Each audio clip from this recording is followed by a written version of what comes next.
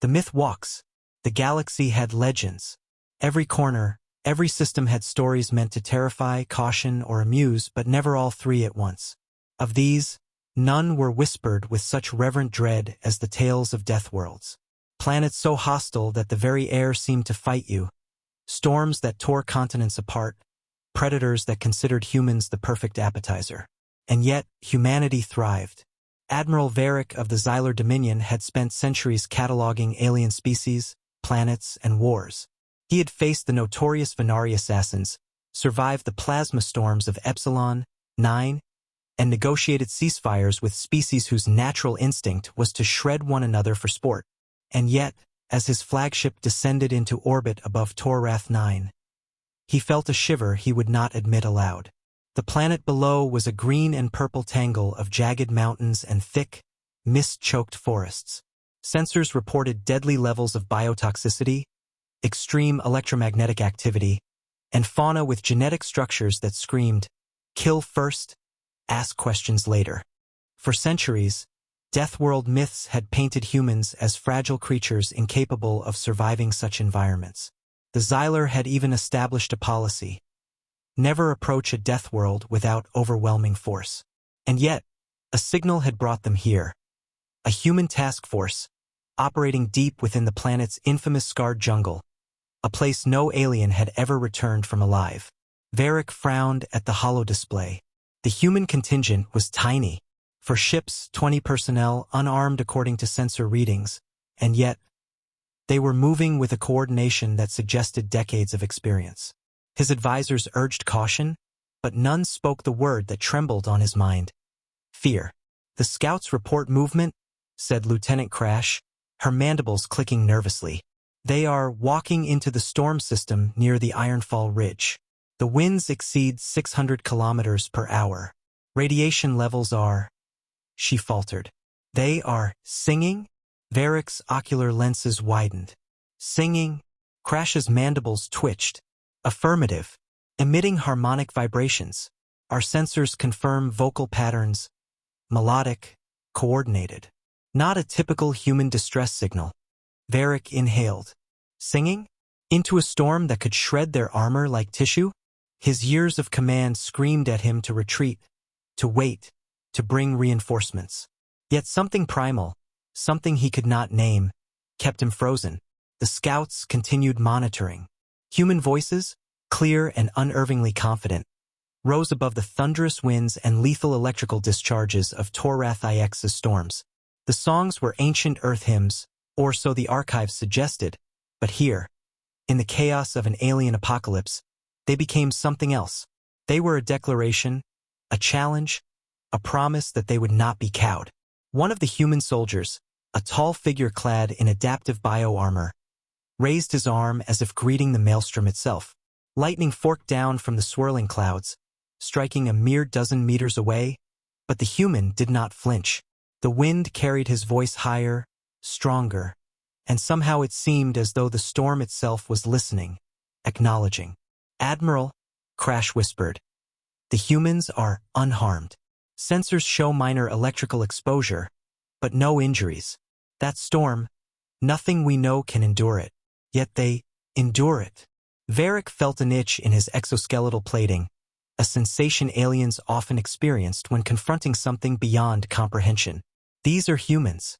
Weak, fragile. Yet they walk into death itself as if it were a garden. A single thought, simple and terrifying, crawled through his mind. The myths were true, but no one had ever understood their depth. Meanwhile, on the ground, the humans pressed onward.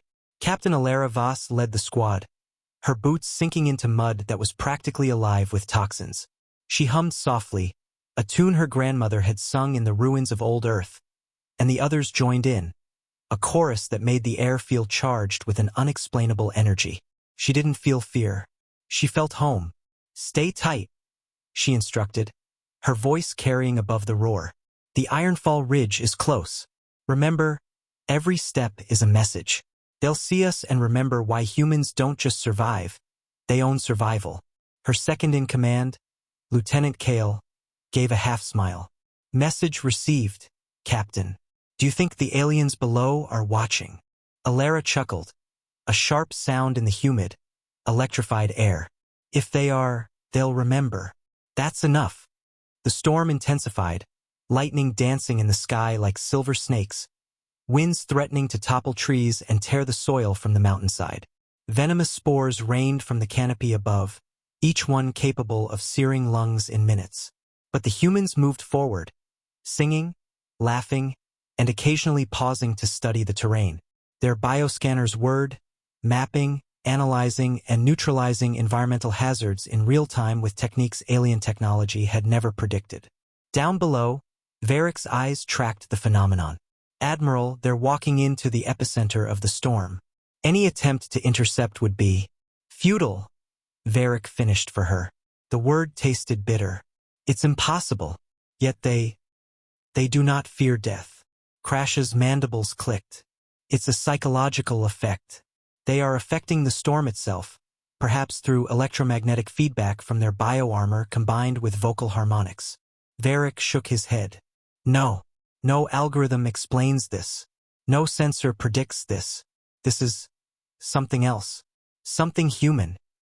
He remembered the old warnings, myths passed down through generations of Xyler scholars. Humans are fragile creatures, capable of great destruction when underestimated. Deathworlds are their proving grounds.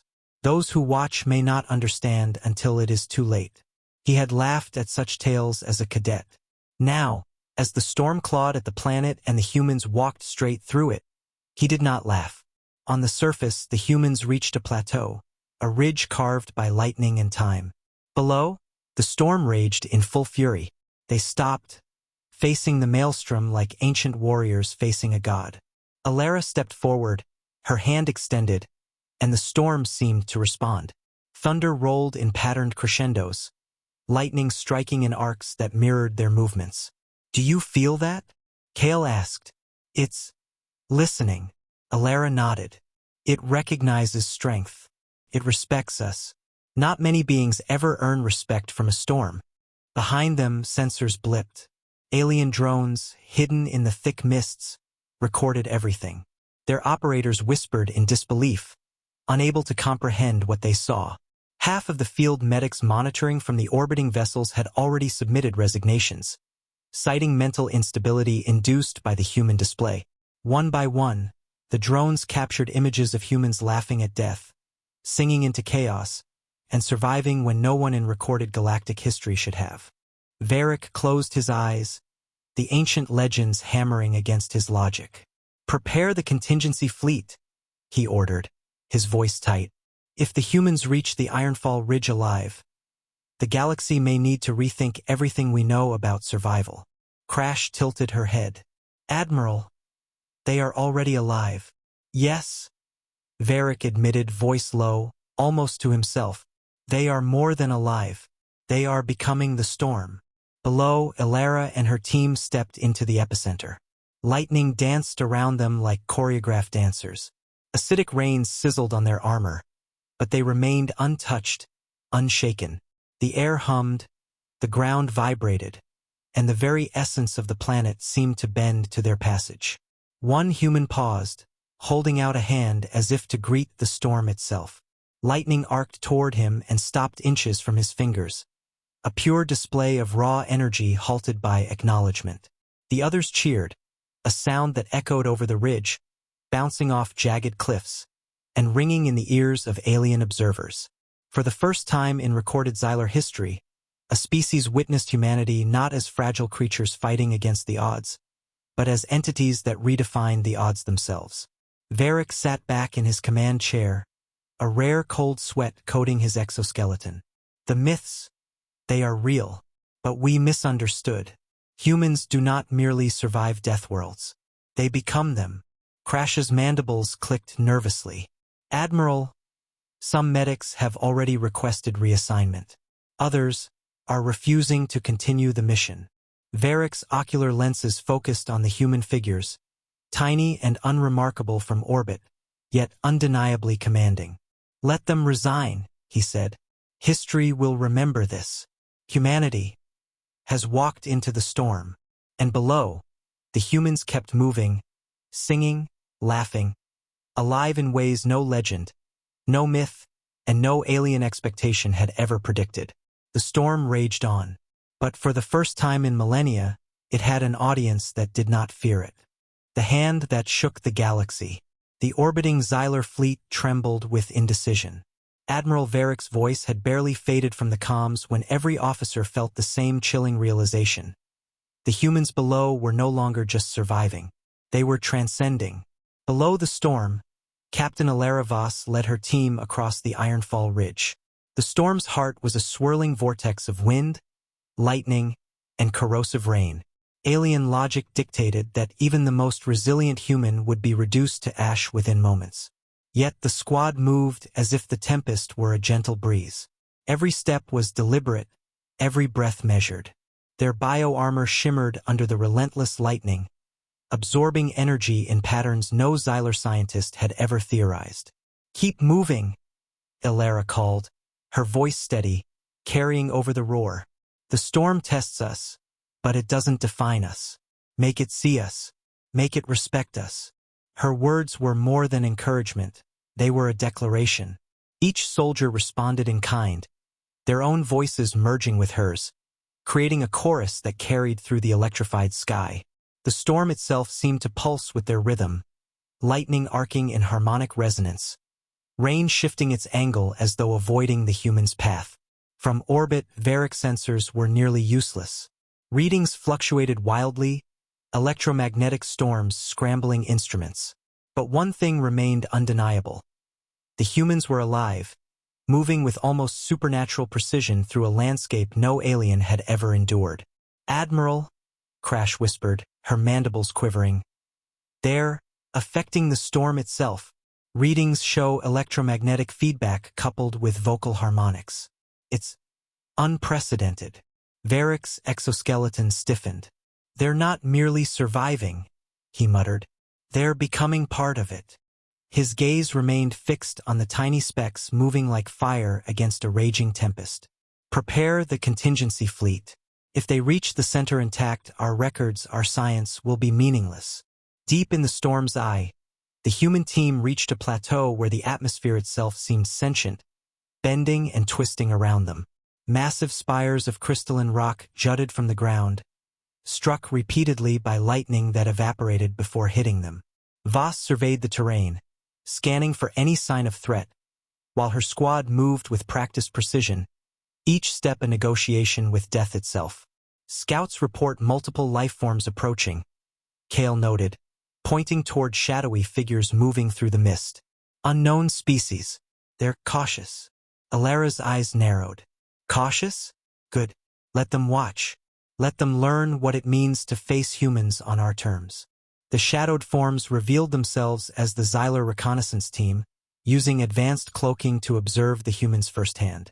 The aliens had expected panic, screams, collapse, but instead they saw laughter, singing, a confidence that defied every logical prediction.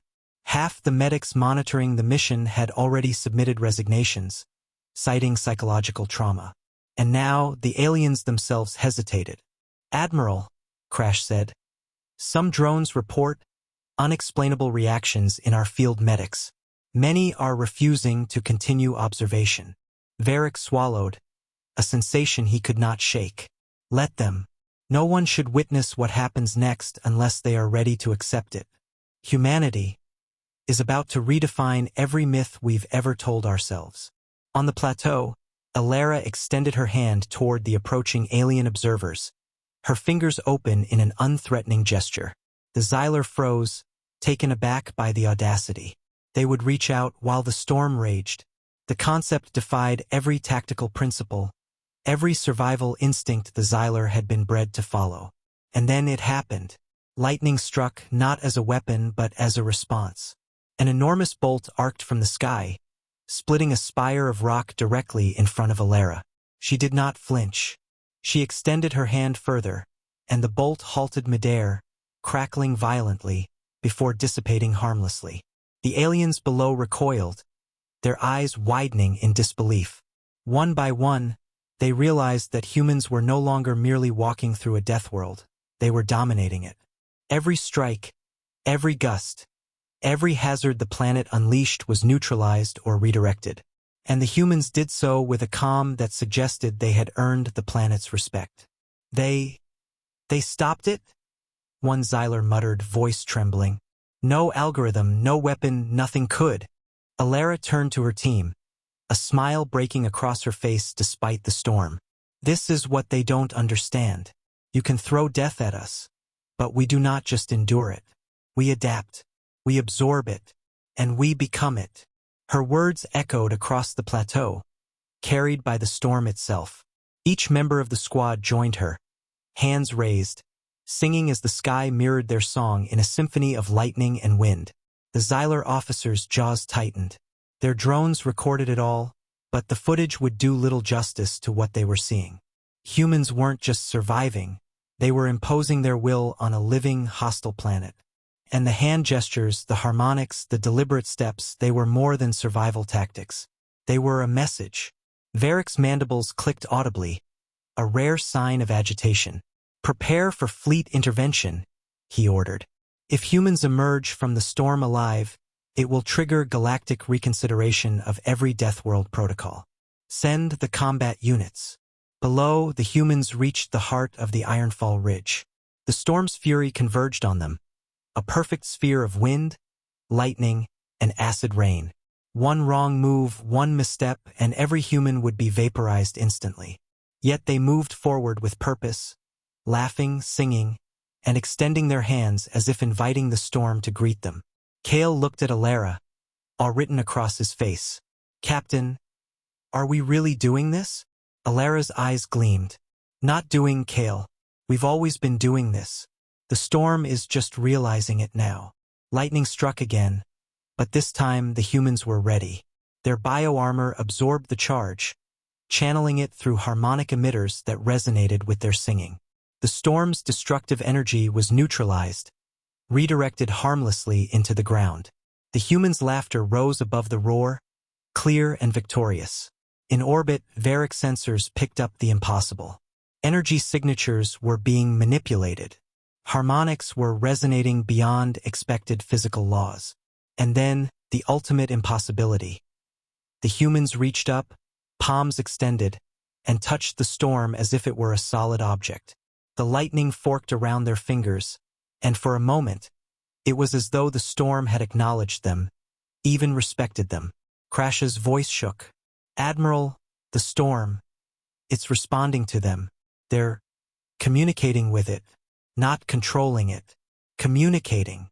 Varric leaned back, exoskeleton creaking under the tension. Then it's official. The myths were not exaggeration. Humans are not weak. They are not fragile. They are something else. Something the galaxy has never seen. The Xyler fleet hesitated, unsure whether to engage or withdraw. Every tactical principle screamed at them to attack now, while the humans were exposed. And yet, a deep, instinctual terror held them back. What could they do against beings that could walk into a storm singing, survive where logic said death awaited, and reach out to the very elements themselves? The humans finally descended from the ridge, still singing, still laughing, and scathed by a storm that had destroyed entire alien scouting teams. Their bioarmor bore no mark, their bodies bore no scar, and when they touched the soil at the base of the ridge, the storm receded as if acknowledging defeat. Varric's ocular lenses focused on the human who had first extended his hand. He felt a shiver run through him, one he had not experienced in centuries. The hand, it shook the storm. Crash whispered, almost to herself, "It's a greeting, a declaration. They've met death and extended friendship." The Admiral remained silent, digesting the enormity of what he had just witnessed. The galaxy has underestimated humans for too long. Myths were not warnings, they were truths, distorted by fear. Back on the surface, Alara lowered her hand, letting the storm die down naturally. Her team gathered around, their voices softening from the triumphant song to quiet conversation. Kale shook his head, grinning. "I don't think the aliens know what to do." Alara smiled faintly. "Let them think. That's the advantage of being human. We don't just adapt. We surprise. We endure." We walk into death, and we invite it to shake hands with us. And somewhere above, the Xylar fleet slowly retreated. Admiral Varric knew the reports would spread across star systems like wildfire. Humans had faced a Deathworld storm, and they had not only survived, they had transformed it. A legend had walked among the myths, and the galaxy would never be the same. The storm faded, leaving only the humans and their laughter, echoing across a planet that had tried, and failed, to claim them.